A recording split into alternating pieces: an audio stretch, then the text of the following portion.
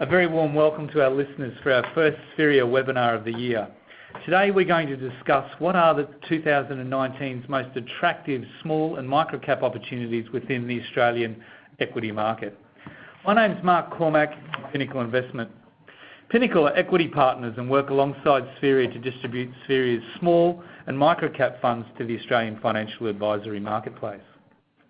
So after a very volatile 2018 where it felt like many investors have abandoned small and micro-caps, I've both the founders and lead portfolio managers of Spheria, Marcus Burns and Matt Booker, here to take you through the opportunities that they're seeing in the sector. In brief, Spheria are an independent fund management boutique who specialise in small and micro-cap investing. And since establishing the Spheria Small Cap Fund, the team have been able to deliver a return of 8.5% per annum, outperforming the ASX Small Ordinaries Index, and the Microcap Fund has also delivered a similar return of 8.4%, again outperforming the ASX Small and Emerging Companies Index. In addition to the managed funds, Spheria also manages the Spheria Emerging Companies Listed Investment Company, which is another way clients can access Spheria's investment capabilities via a direct equity LIC. The code for that is SEC. Before we kick off, a couple of quick housekeeping items. Today's Spheria presentation will last around 15 to 20 minutes and that'll be followed by a Q&A. And secondly, all attendees have the opportunity to ask questions and that can be done by clicking the chat box at the bottom of your screen. So without further ado, I'll hand you over to Spheria's portfolio managers, Marcus Burns and Matt Booker, for today's presentation. Thanks, guys.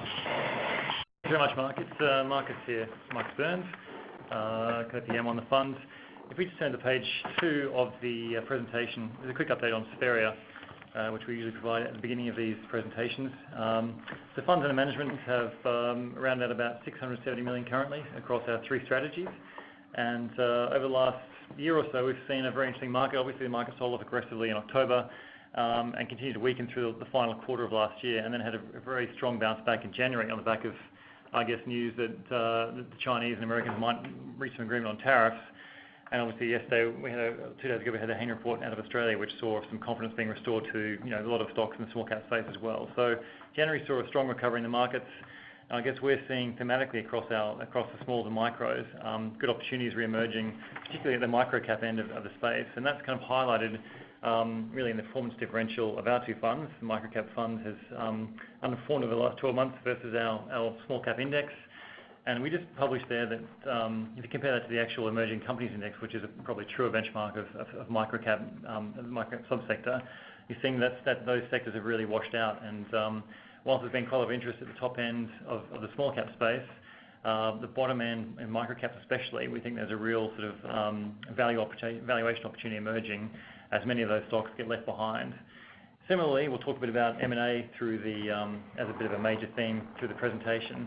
And what we've seen again is that M&A has been skewed to those larger end stocks at the small cap space and kind of been absent really, Matt, from the micro cap and small cap, the very small end. So who knows if there's a catch up there, but we're certainly beginning to see a bit of valuation normally opening up and a lot of value reappearing in the micro cap area. That's right, Marcus. If we move to slide 3, you can see in this chart the differential between the small cap index and the microcap index. So we call the emerging companies index the microcap index. We don't actually benchmark against that microcap index. But you can see those smaller, those microcap companies have been under a lot of pressure, particularly the last quarter of the year saw a real slide in performance there. And what we're finding is there's just not much interest in those companies down in that space. And in some cases that's fair. I mean, some of the companies are very speculative. They're burning money. They're going to run out of money, but we're buying the companies that make money, that will come out the other side and have sustainable businesses. And we think there's a lot of opportunity in that microcap space. And just with the unpopularity and the divergence in valuations, we think there will be some sort of convergence in the next 6 to 12 months, and you'll see a lot of value achieved in that microcap space. So we're quite optimistic on the outlook for the microcap space at the moment. We think there's a lot of overvaluation in some of the larger small caps, as Marcus talked about before.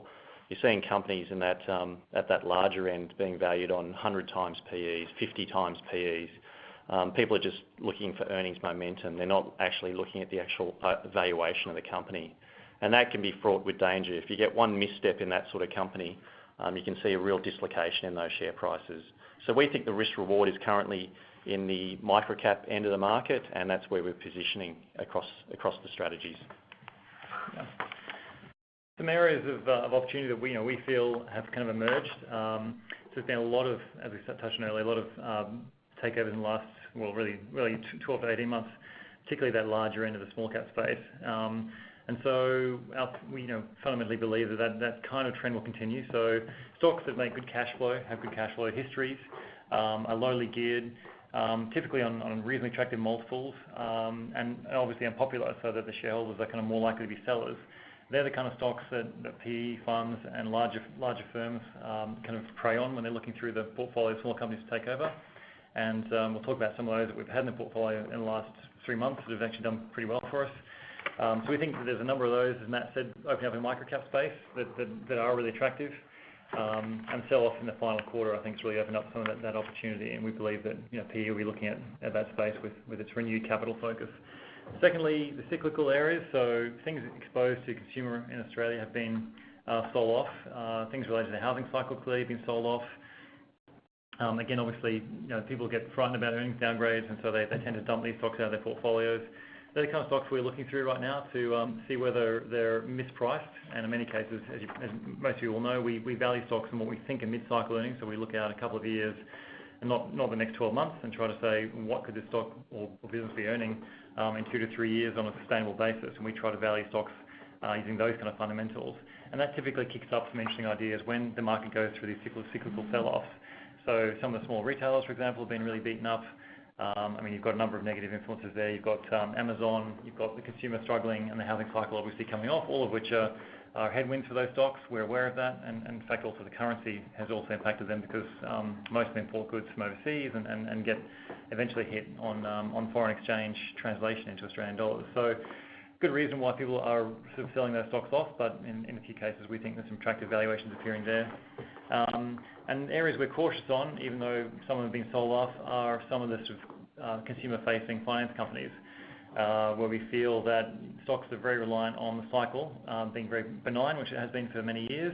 It's not really pricing in a downturn or any sort of bad debt write-off cycle from consumers, and/or they're very reliant on both the stock market being open to raise capital and also the banks being available to fund some of their balance sheets. So that area remains an area of caution for us, and we tend to avoid those kind of stocks. And many of them don't actually make good free cash flow through a cycle, which is another reason we stick away from that and stick to stocks that we think are better long-term positioned. And we've got a couple of examples here just to talk through, which I'll hand over to Matt for now. Just on slide 5, just looking at Class, and we've discussed this company before. Look, we have suffered in terms of share price here, but we believe there's still a fantastic business here that's undervalued by the market. The unpopularity, we believe, is an opportunity. If you look back historically at the Class business, when it listed, it had around 90,000 customers on the system.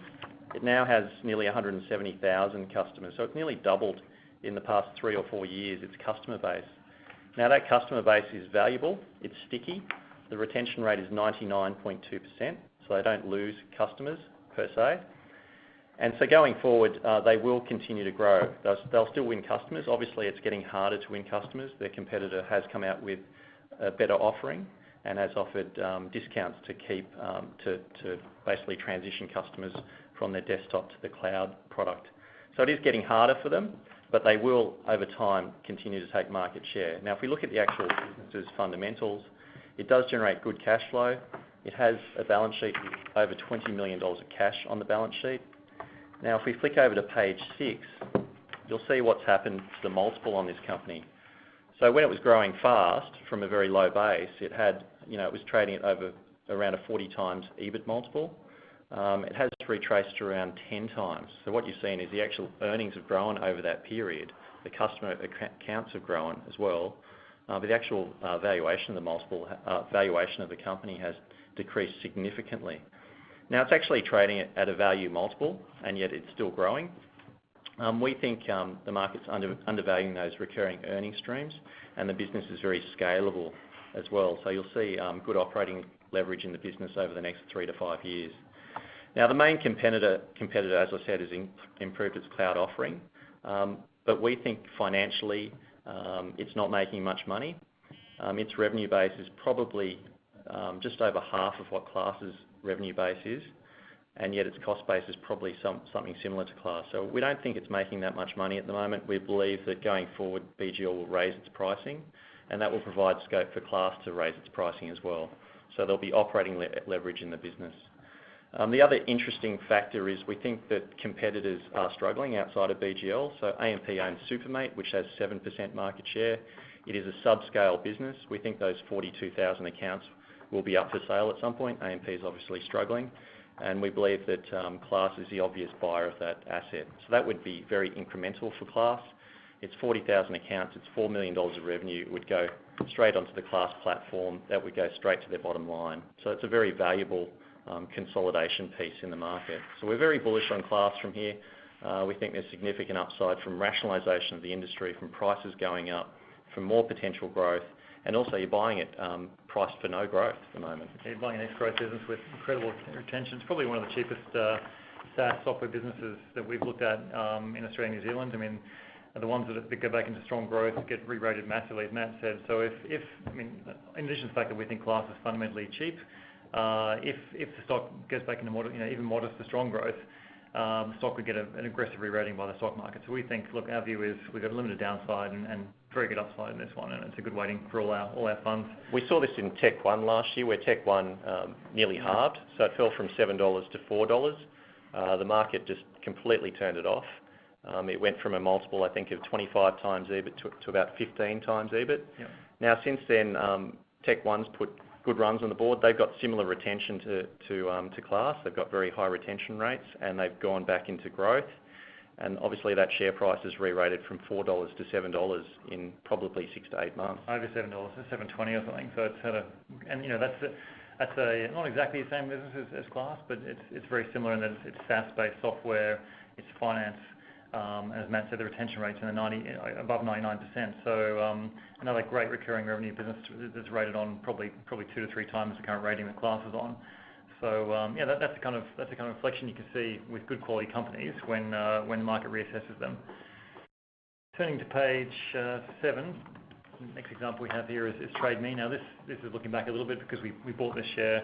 In fact, it's been in our portfolio for some time, and we had to increase the weighting last year when we realised that there are some very positive trends going on inside Trade Me. Trade Me, for those who don't know it, is New Zealand's equivalent of eBay and car sales and Seek and our realestate.com.au all roll into one. So it's an incredible business, quite unique to New Zealand. Over the years, eBay's tried several times to enter that marketplace and been warded off by Trade Me. So it's got a very strong and resilient business model in New Zealand. What we liked about it was roughly half of the earnings when the business IPO'd was general merchandise, so the eBay style of business, and roughly 40 to 50% of the revenue came from classifieds.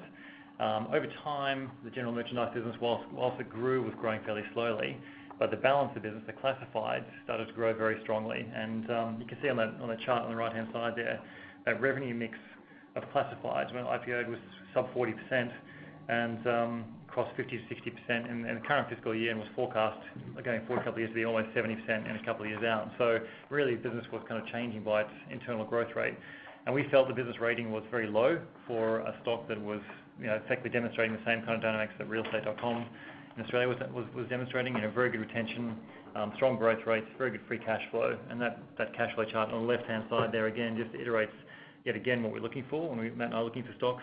Good cash flow generating businesses with very lowly geared balance sheets. And Trade Me fit that bill. It was performing quite strongly, and then in late November last year, Apex Partners out of the UK, a large venture capital firm, came over the hill and bid a $6.40 price for it, which subsequently raised $6.45, which is about a 20 to 22% premium to the share price at the time. So that's been a nice fill-up for the fund. Moving on to slide 8, we don't position deliberately for takeovers, but it's a natural outcome of the way we look at businesses, industries, and the way we value companies. So we do valuations, and it's everything that private equity do. And at the moment, private equity are full of money. I think TPG, which is a big private equity firm, just raised $6 billion overnight in one of their Asian funds. So there's a truckload of private equity money out there. We think that dynamic will continue. They will continue to buy out companies, look, hopefully the ones we own, because just the way their process works. I mean, they're looking for cash flow that they can gear up. They're looking for valuation multiples, which are attractive. They're also looking for sustainable businesses, which is what we're looking for. And so what we've seen recently is a number of bids at the higher end of the small cap space. So we've owned Navitas for a number of years. I think we've owned it for about 3 years across the strategies. Obviously, it's not a micro-cap fund. It's in the small cap and our mid-cap fund, the Opportunities Fund. As Marcus said, we've owned Trade Me for a number of years as well. But these are good, high cash flow businesses at relatively low multiples. They've had a few struggles in the last couple of years, but that was the opportunity to actually get in there and buy them. So the share prices were down. We came in, we were opportunistic, and we've taken long-term positions in these companies. Helios is another company which we think is unpopular, and it's not really fair. The company is the second biggest pathology player in the Australian market, and we think that has strong strategic merit. I think everyone gets caught up on the medical centres and the diagnostic imaging business, and they overlook the fact that this is one of the biggest pathology players in the market. What you've seen recently is obviously a bid for Healthscope. Now, Healthscope owns a New Zealand pathology business. It doesn't have any hospitals in that market, but you can see an acquirer of Helios would look to buy the Helios pathology business and bolt the New Zealand pathology business of Healthscope in. So there's a big jigsaw puzzle coming together out there. We think that strategic in Helios will materialise. We think there will be a formal bid tabled at some point, and it might not be the Django Group. There might be other players involved. So we've got positive expectations on that. Regardless of that, the company's cheap in our view. Mm-hmm. So it's trading at a very low multiple. It's got good prospects going forward. Now, Green Cross is another one that we owned. We bought into last year. Mm-hmm. Again, it was facing some issues, but they brought a good management team in there, and they wrote off a lot of the issues that the past management had done. So they wrote off some of the aggressive accounting, and they were really turning the business around. And obviously, private equity came in and put it and tabled a bid there, which has been formalised recently and will, I think, close in the next couple of weeks. So just moving forward, as Marcus and I have been suggesting, we think that takeover activity in the small cap space will transmit down into the micro cap space, and we think you'll see some M&A in the portfolio and in the micro cap space more generally. And I think that'll be positive for the funds. Yeah. So just to round off the presentation, as we kind of highlighted, I think the valuations we've flagged appear to us to be fairly inexpensive in micro caps, certainly versus the small cap end, and certainly versus, as Matt said, the larger end, the more techie, growthy names at the larger end of smalls, which don't appear to have any valuation disciplines applied at all. So to give you some idea, we think that the balance of our portfolio is probably 15 to 20% cheaper on a EV multiple in micro caps versus small. So there's a real valuation gap opening up. The small cap space has been the beneficiary of a lot of takeover activity in the last couple of years. All those key traits that we look for tend to marry up, as Matt said, with private equity. Again, it's kind of an outworking of what we do rather than what we're looking to do. But everything with great cash flow will survive tough markets anyway. Good balance sheets clearly is a common sense way for us to mitigate risk and for us to have a lower risk portfolio for our clients and your clients. And then finally, valuations do tend to matter in the long run. There's periods of time when, as we've seen last year, where some of the sort of growthy momentum stocks can kind of have an incredibly good run based on EPS upgrades and things that we don't think are long-term fundamental. But over the long run, we think the stock market acts more like a weighing machine, looks through the noise and values cash flow and fundamentals, where we think we have a real strength in what we do. And so that those sort of bursts of enthusiasm tend to unwind pretty aggressively in times of stress in the marketplace. And we think our portfolios are better protected. And then finally, we're thinking that some of those economically sensitive areas will offer value. We're obviously going to be careful about buying too early if there's a downgrade cycle, but we're conscious of value appearing in some of those more cyclical areas, and the team will look to deploy capital, in time into those spaces where we see valuation upside based on long-term, mid-cycle earnings, which we use as a benchmark for our valuations. Move across to slide 10. Just gives our stock positions, our top 10 snapshot currently across small caps and micro caps. You can see where we're positioned.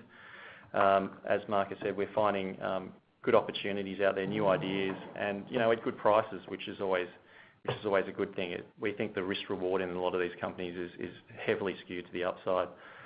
So a very good environment, we think, to invest. probably contrary to what other people think. Now, I think in 6 to 12 months, you're going to see probably a rate cutting cycle in the market. So you're going to see some monetary stimulus in the market. The problem is, the past 6 months, you've obviously seen the economy hit a bit of a brick wall, but it will come out of it. And, some of those cyclicals, as Marcus said, will be attractive. So we think we've got a pretty diverse portfolio across the board, and we're very positive on the prospects. I think we'll open up to questions now. We have had a couple of questions come in while you were presenting, guys. In terms of hot off the press, in terms of the Royal Commission, first question came in just around your views on mortgage choice. Yeah, look, we were surprised the Royal Commission went in that direction. At the end of the day, we thought they were looking at the banking system, and then to isolate the mortgage broking industry, we thought was a flawed outcome from the Commission. Now, the best case scenario for us was that the existing trail commissions were going to be sustained. Obviously, that's not the case, that they're going to be terminated 1st July next year, although there is a lot of water to flow under the bridge during that period, and things may change. But in the event that it does move to an upfront commission, we think there is a sort of a mid-cycle, a mid-case scenario in terms of mortgage choice, that they will probably take share in the market. I think a lot of the smaller brokers will drop out of the market. Mortgage choice is one of the bigger players, will probably take market share, and what you'll see is upfront commissions actually increase quite substantially to make the economic viability of the brokers, make sure that they're viable basically in the medium to long term. So the equation's not as bad as it sounds. The worst case scenario is that upfront commissions disappear as well, and they move to a fee for service. In that scenario, we think the broking industry will disappear, and in that scenario, mortgage choice would go into runoff. In a runoff scenario, we believe the company's worth $1, in excess of $1. So we think we're, from a risk-reward perspective, we think we're pretty safe on that one. But we actually think there's water to flow under the bridge, and there actually is an upside scenario in this case. Guys, you mentioned Technology One. Have you adjusted your outlook for Tech One following its rise throughout 2018? Good question. Not materially is the answer. I mean, it's performing. Stocks perform well. We try to obviously look at how the business is performing, not necessarily how stock price is performing, and if it's an opportunity either way, we'll look to increase or decrease, to state the obvious. But the stocks rebounded well from the first half result last year, as we flagged. It's a massively high quality business. I think it's caught the attention of investors again. We haven't materially changed our valuation or long-term outlook, because we think it's a really good long-term growth of 15, maybe 20% net profit growth for the next 3 to 5 years. That's kind of baked into our numbers, and we'll invest according to that kind of thesis currently. So, like the stock, it's a core holding for us. Probably a little on the fully valued side at the moment. Okay. More of a general question. In a federal election year, do you see any positives, negatives resulting from ALP or Liberal election going forward? Oh, look, ALP is obviously in the box seat to win the election, and they've come out with some proposals and policy. Obviously, the franking credit elimination in terms of the rebate basically for super annuitants and retirement people is quite negative in that space, and you'll see more money, I think, go offshore in that scenario, because the franking credits will not be as valuable to that cohort of investors. So that's an issue. Obviously, the Labor government's come out and said they will support all the recommendations of the Hayne Commission, which would see the elimination of trail and upfront commissions for mortgage brokers, and that would move it to a fee-for-service model. I believe they'll review that in the next 12 months, particularly if they win government. I think there'll be a lot of people in their ear, particularly a lot of the smaller banks which rely on brokers to actually write business. Members Equity Bank, for example, which is owned by the industry funds, so it's effectively Labor-backed, relies 100% on brokers to sell business. Without brokers, their business model is broken. So I think you'll see some backflipping out there from Labor. I think at the moment it's all about popular opinion and getting the vote and actually winning office, and there hasn't been much thought to actually the mechanics of implementing some of these policies. I mean, ironically, the broking system materially increases competition for the banks, and so if you're Labor and you're kind of anti-big banks, which they kind of state they are, then you shouldn't be pro the wiping out of the system, which actually adds competition to the banks. So it's kind of a bit ironic that they're the guys that are more behind the Hayne report, at least ostensibly, than the Liberal. And in fact, the RBA governor has come out and said that he's also supported some existence for mortgage broking in the long term. So there's a fair bit, as Matt said, a fair bit of water to go under the bridge before any final decisions are made. And obviously with mortgage choice, we think there's upside to a run-off scenario. So worst case scenario, there's upside. Best case scenario, the business goes forward on a slightly different basis, but is a viable, ongoing, cash-generating business. I can't think of any other policy at this point that Labor's looking to implement that would affect us, but those are probably the two salient ones at the moment. Mm-hmm. CBEG cheese is still a big part of the portfolio. The integration of peanut butter and Vegemite, how's that going in terms of delivering cost synergies? Yeah, look, they were expected to lose the peanut butter brands in the Australian market, so obviously it was expected that Kraft would import peanut butter from Singapore. Big has obviously kept that shelf space in Coles and Woolies, so they've maintained that revenue and earnings stream. They've maintained it at a lower margin though, so it's still valuable to them, but not as valuable as it was per se on past margins that Kraft Mondelez was securing. Vegemite, there's enormous price lever in Vegemite. A jar of small Vegemite costs, I think, $3.50. We think it's price inelastic so that they can push the price up on Vegemite, and that will flow straight to their bottom line. So there's quite a good story there in terms of Vegemite. The peanut butter was upside that most people didn't factor in. So that acquisition is trending well. Where Bega is struggling is in the milk market. There's been some pressure in that market. Obviously, with volumes coming off due to the drought conditions in Victoria and Wales, the milk pool shrunk a little bit, and you've had people competing for milk supply, which has meant that they're paying a bit more for milk, which is going to squeeze margins a little bit. So that's the cyclical nature of the industry. They tend to buy well when some of the peers struggle through tougher times, and that actually is when they tend to accrete value. So, they're incredibly good capital managers. They allocate capital very well. Probably one of the best capital allocating businesses I'm aware of in the country. So it's a good core holding for us, and the valuations come back a little bit, so it's more attractive now. Yeah. Excellent. Another question on the average PE for the small and micro-cap market and estimated distribution yield for funds. Do you guys have that off the top of your head? Yeah. So we think both funds are trading on a forward PE of around about 16 times. We tend to have a mix of business with lower gearing than the market, so our probably return on capital and our EV/EBIT multiples would be lower than the market average.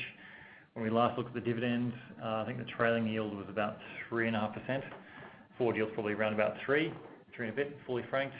Behind that forward, sorry. So trailing 3.5, forward is probably closer to high threes. Actually most of the stocks when they cash flow tend to pay dividends as well, so it's probably slightly higher than the market average for dividend yield. Matt? Yeah, definitely. And in terms of PE, we'd be lower than the market. As Marcus said, most of our companies are ungeared. They have cash in the balance sheet, no debt. So the PE doesn't really do that justice. Right. So from a risk perspective, the balance sheets are good, and the PE multiples probably less than the market, even with less gearing. Okay, a couple of stock-specific questions. Do you have any views on Bravura and Altium?